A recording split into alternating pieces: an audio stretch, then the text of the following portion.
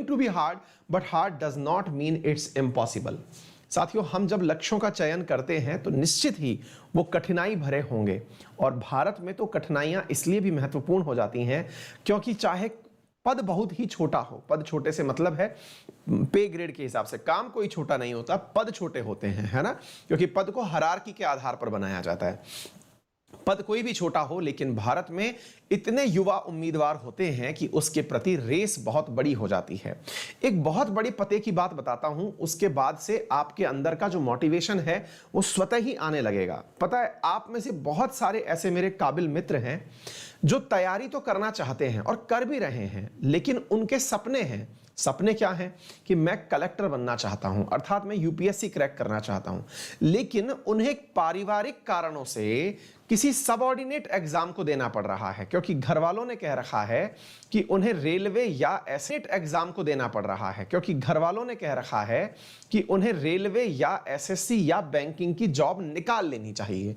मेरी क्लास में ऐसे बहुत से विद्यार्थी हैं और ऐसे बहुत सारे विद्यार्थियों से मैं दिन भर मतलब संपर्क में रहता हूं, जिनकी सबसे बड़ी दुविधा यही होती है, सर हम लोग जो है तैयारी कर रहे हैं, लेकिन तैयारी करना तो चाहते हैं यूपीएससी की, कर भी रहे हैं, लेकिन सर होता यह है कि घर वाले कहते हैं कि पहले जॉब ले लो, और जॉब किसकी ले लो, रेलवे की ले लो या एसएससी की ले लो। इसलिए मैंने रेलवे, एसएससी, बैंकिंग इनकी तैयारी पहले करना शुरू कर दिया है और फिर मैं यूपीएससी की तैयारी करूंगा।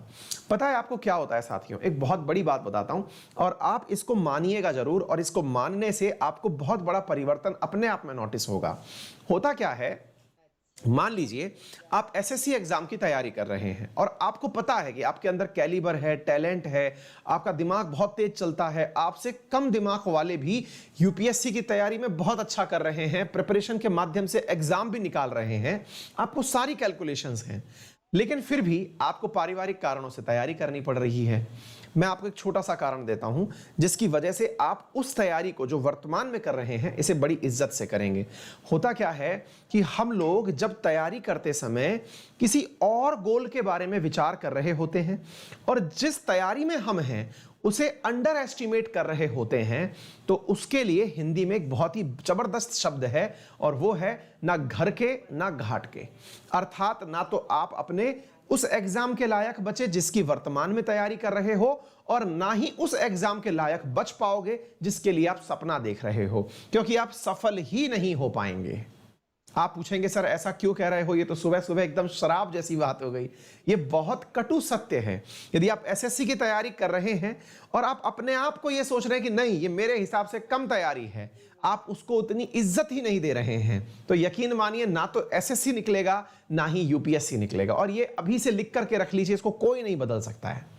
इसलिए जो भी काम कर रहे हैं, अगर आप में से कोई ये सोचता है कि मैं ग्रुप डी की तैयारी करूंगा, मान लीजिए मुझे नौकरी चाहिए, ग्रुप डी की करनी है, भले ही ये फीलिंग आ रही हो कि यार ये मेरे लायक नौकरी नहीं है, लेकिन फिर भी वो एग्जाम तभी निकलेगा जब उस एग्जाम के लिए आवश्यक इज्जत आपके दिमाग में हो। इज्जत दिमाग में हो से मतलब है उसके लिए आवश्यक मेहनत करने के लिए आपने पहले से दृढ़ संकल्प ले लिया हो। इस बात से वास्ता रखिएगा। आप में से बहुत सारे विद्यार्थी इसी पेशो पेश में स्टेट पीसीएस की तैयारी वर्सेस यूपीएससी की तैयारी में परेशान रहते हैं। ना कभी स्टेट पीसीएस निकलता ना यूपीएससी निकलता। रीजन, स्टेट पीसीएस की तैयारी घर वालों के दबाव में कर ली और यूपीएससी आपका सपना है। स्टेट पीसीएस की तैयारी कर ली और उस समय पता चल रहा है यार मैं तो यूपीएससी के लिए बना हुआ हूं। आप उतनी मेहनत जो स्टेट पीएससी को चाहिए आप दे ही नहीं रहे हैं और आप अपना यूपीएससी का ख्वाब भी पूरा नहीं कर पा रहे हैं। आप लटक गए, पेंडुलम हो गए, दो नावों पर पांव रख लिए। इसलिए जिस भी जगह हैं उस पर जब तक मतलब पैर मत हटाइए जब तक उसे कंकर ना कर लें। मुश्किल होगा ऐसा करना, अपने आप के सपनों के हिसाब से अपने आप को डिमीन करना मुश्किल होगा, लेकिन निश्चित ही आप एक दिन सफल होंगे। साथियों, ऐसे नंबर्स ऑफ एग्जाम्पल हैं, आप यूट्यूब पर सर्च मारिएगा, ऐसे नंबर्स ऑफ एग्जाम्पल हैं जिन्होंने कांस्टेबल के पद से परीक्षा पास करी और वो आज आईपीएस हैं। An number of example Rajasthan में हमारे ऐसे हैं जो ग्राम सेवक जितने बिल्कुल सहायक कर्मचारी के पद पर एंट्री किए, शिक्षक जैसे यानी तृतीय श्रेणी शिक्षक पर उन्होंने पद पर एंट्री करी और वो आज आईएएस ऑफिसर्स हैं। रीजन ये नहीं है कि आपके सपने बड़े हैं तो आप अपने आज के काम को छोटा छोड़ सोचें। साथियों, जो काम कर रहे हैं उसे बड़ा समझें। आप अगर ग्राम सेवक का एग्जाम दे रहे हैं तो इसे पहाड़ जैसा समझ के करें कि बस यही निकालना है, बाकी मेरे आगे कुछ नहीं है। आपकी जब तक 100% ऊर्जा किसी एग्जाम में नहीं लगेगी, आपका कार्य सिद्ध नहीं होगा। ये आप पहले से ही समझ के चलिए और इसी नोट के साथ पढ़ाई करिएगा। ये मैंने बहुत बड़ी बात बताई है, खुद के अनुभवों से और हजारों विद्यार्थियों के अनुभवों से आप तक ये बात पहुंचाई है। ठीक है, चलिए तो इसी नोट के साथ आज के सेशन की शुरुआत करते हैं।